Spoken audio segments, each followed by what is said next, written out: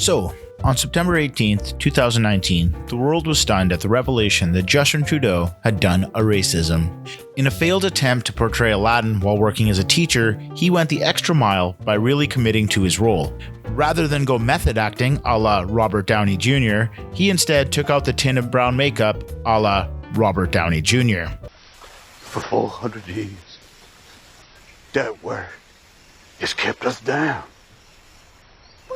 The world let out a collective gasp that such a thing could ever take place. A rich, entitled, white, heterosexual male had a history of not being as woke as he presented? The thing was, long before adorning his body with ceremonial bigotry, our blackface in chief was actually engaged in quite a few practices that one could call racist, particularly towards the Aboriginal population of the country. This was almost perfectly captured during a protest at a fundraiser dinner held by the Liberal Party. At a $1,500 plated dinner, protesters tried to bring light to the fact that conditions are so poor on reserves that there's mercury in the drinking water. Thank you very much for your donation tonight. I really appreciate it. After being escorted out, Trudeau responded with a "thank you for your donation." Not that Andrew Scheer wouldn't be even worse with Faith Goldie as Minister of Aboriginal Affairs. And there are many people who practice their faith in Canada that are at times feel that they're being discriminated against. You know, we see swastikas on Jewish cemeteries. We see Christians attacked for professing their faith. But so this only singles out one faith predominantly. I mean, it does say all forms, but Islam is mentioned. Islamophobia is right there in the text. It's highlighted. Trudeau's also advertised himself to be a strong ally of the LGBTQIA community, but his record on the trans community has been more posturing than having perfect posture.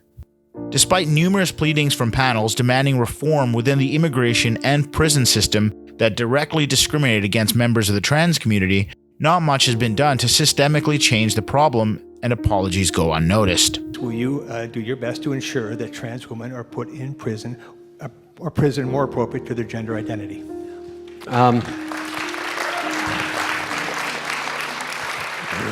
The answer is yes. Not much has been done to systemically change the problem, and apologies go unnoticed.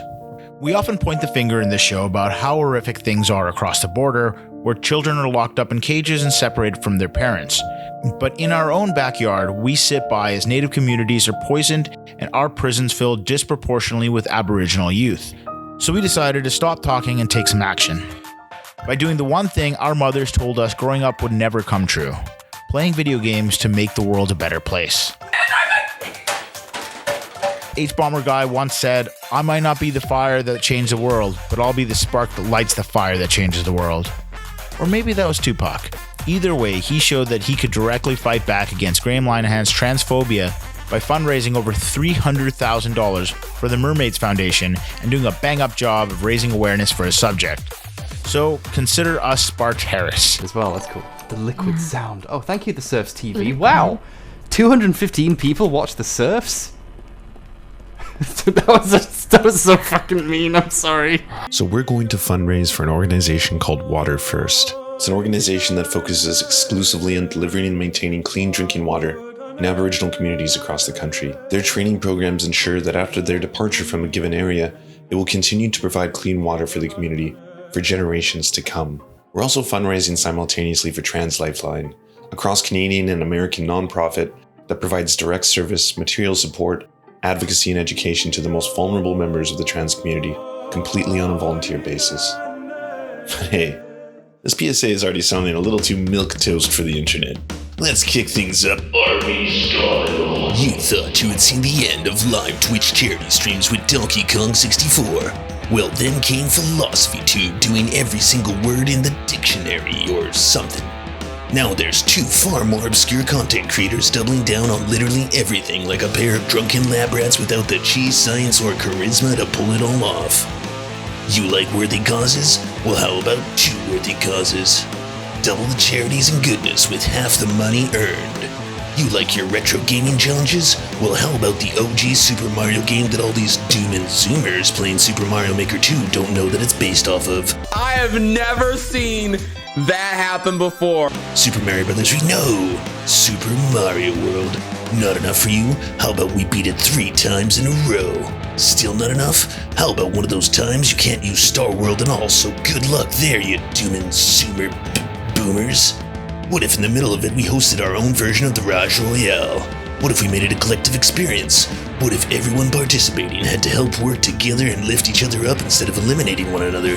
What if it was a collectively designed dungeon world experience with lore collected from the entire BreadTube and Butterhorse community? What if we called it the greatest adventure that ever adventured? Want even more Nectar of the Damned? Well, what about the largest collection of lefty e-celebs the world has ever seen? Names so numerous that all combined together they probably have the influencing status of a single Instagram model. That's right, a grotesque blob of BreadTubers and other dreamers all horrifyingly pressed together in some kind of mishmash monster of our own design. Names like Dan Three Arrows, Cody Johnson, Michael Brooks, Peter Coffin, Jamie Peck, Hassan Piker, Thought Slime, Mexi, Creationist Cat, Big Joel, Maggie Mayfish, T1J, Non-Compete, and Luna, Actual Jake of Hugo and Jake, Mia Mulder, Step Back History, David Dole, Lucid Fox, Mike from PA and Kentucky Fried Comrade of Central Planning Committee, Will Neff, Ben Burgess, Jack Saint, Casey Explosion, Izzy Bear 713, Bad Bunny, Alabrow, Eva Unilove, Gushin Gang, Andre Domis, Kevin Logan, Cole James Cash, Rob Russo, Jose, Radical Reviewer, Faraday Speaks, Conquest of Dread, who also made that awesome opening cartoon, Lottie Blix, Trashcan 1312, Box Full of Bats, Touring News, Rocketensky, and your master of skeleton ceremonies, Ripley Violet. Honestly, I don't know how we'll have time for anything else. This all seems extremely massive, but do you want to be involved in any way, shape, or form, such as donating a craft or some kind of starring role in the skeleton crew at night, or helping us just run the whole thing, please join our Discord, link in description. Presenting the greatest adventure that ever adventured. For charity and love, the weekend of October 18th and 19th and 20th, beginning at 4 p.m. Pacific Standard Time.